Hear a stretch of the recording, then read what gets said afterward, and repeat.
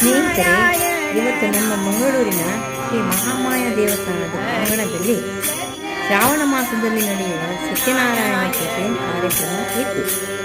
ಈ ದೇವಸ್ಥಾನವು ರಸಬೀಜ ಅಂದರೆ ಕಾರ್ತಿಕ್ನ ವೆಂಕಟರಮಣ ದೇವಸ್ಥಾನದ ಬಲಬದಿಯಲ್ಲಿರುತ್ತೆ.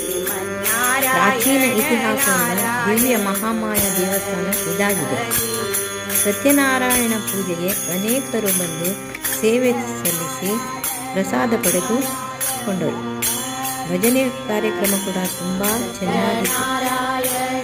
ಮಂಗಳಾರತಿ ಆದ ನಂತರ ಎಲ್ಲರೂ ಊಟ ಪ್ರಸಾದ ಉಂಡು ಸಂತೋಷದಿಂದ ತಮ್ಮ ಮನೆಗೆ ತೆರಳಿದರು. ಈ ದೇವಸ್ಥಾನದ ಹಿಂದುಗಡೆ ರಕ್ತೇಶ್ವರಿ ಮಾತೆಯ ಗುಡಿ ಕೂಡ ಇದೆ. ತುಂಬ ಚೆನ್ನಾಗಿದೆ. ಪ್ರತಿ ಶುಕ್ರವಾರ ಈ ಪೂಜೆ ನಡೆಯುತ್ತದೆ.